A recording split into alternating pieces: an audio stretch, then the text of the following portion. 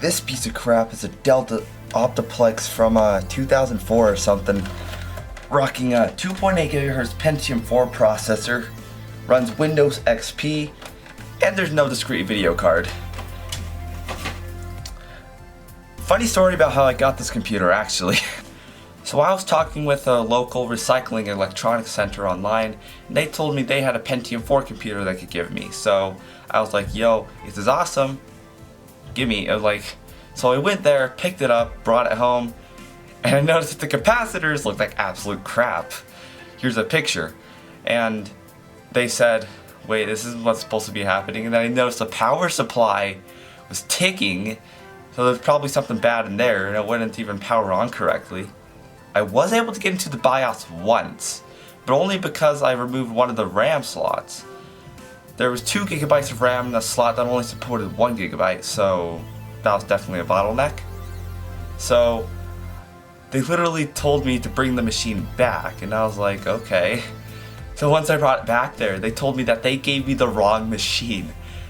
They gave me the one that was supposed to go to recycling the same day because it had so many issues with it, and the one they were supposed to give me had no issues with it and all solid capacitors.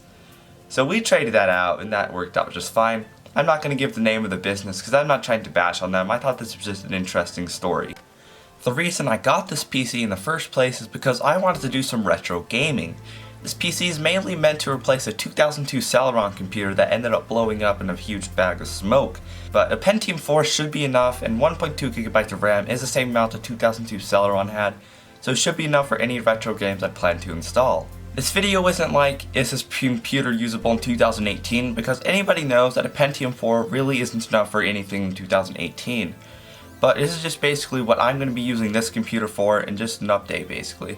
The main reason I desire a machine like this is because all my machines that I've had previously have died on me.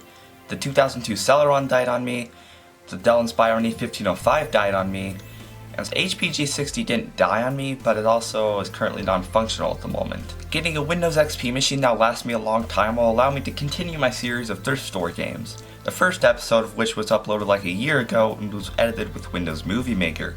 Definitely not one of my best projects, but I'll definitely be able to get on that again once I get a machine working.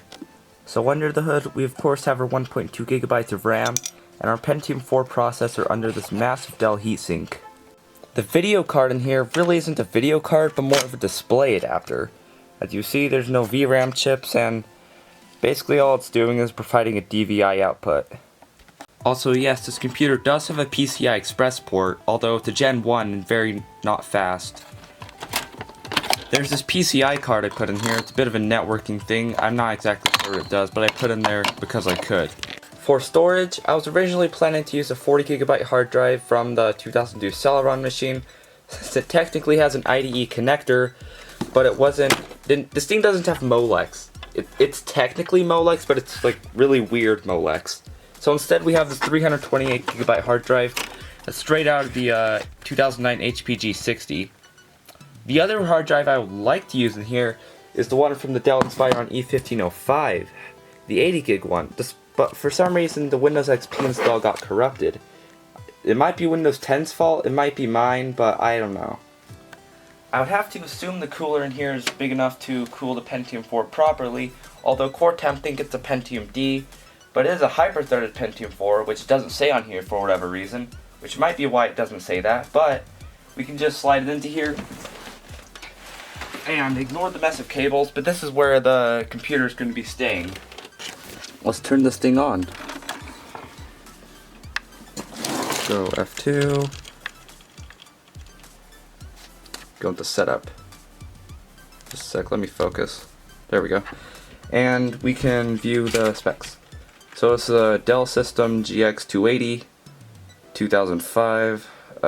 It's a pretty old BIOS, I might need to update that. 2.8 GHz Pentium 4, 1.2 GB of RAM, 1 gig plus 256 megabytes, and actually for whatever reason hyper-threading was disabled, but I fixed that, and hard drive is set to performance because this actually is a good hard drive, it's in good condition.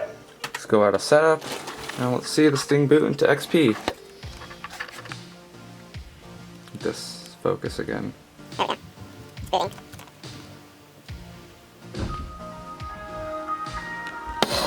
Also, yes, that sound was being played by the internal speaker on this thing, which sounds terrible, by the way.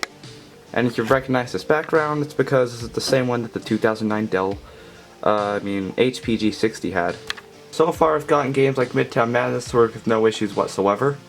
Also, games like Half-Life and Pandora's Box work despite me not being able to find their installation discs. And if you're wondering about the weird core temp glitch, then here it is. Pentium D820. I actually have a Pentium D840 I tried to put in the system, but that didn't work because it doesn't support any Pentium D processors. And even if this was just an error with the processor name, I can't view any of the temperatures. I would attempt to overclock this since this cooler seems more than capable. Not sure about the power supply, but the Dell BIOS is absolute crap, so I'm gonna have to find another way to do that. Some of you might be wondering about web browsing capabilities, and without trying that, I know that this computer is gonna absolutely suck balls at that. And besides, I don't have an Ethernet cable actually routing down here to test that. All I know is that Windows XP runs an older version of Chrome and Firefox now. In fact, I don't think any modern web browsers are actually supported on this machine. One big reason I actually got this computer in the first place was to continue my thrift store games series. I made one episode, and that was very horrible. In fact, that series isn't actually dead if you were wondering. It's actually going to continue once I get that Pentium 4 computer to run all my games properly, since Windows 10 doesn't support them at all. Realistically, this computer should be actually able to boot Windows 98, which would allow me to play 90s games in their original hardware, you know? Instead of me trying to do that one thing I did where trying to get old games to work with new hardware, which by the way was also a horrible video. But for me, running games on their original hardware is better than usually using emulators.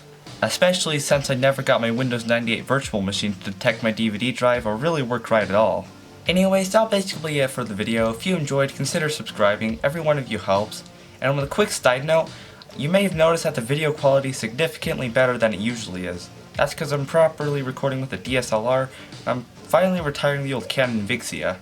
This thing isn't gone for good. I'll definitely be using it for B-roll shots or second angles if I need to, but it's officially now not my main camera. And yeah, see you in the next video.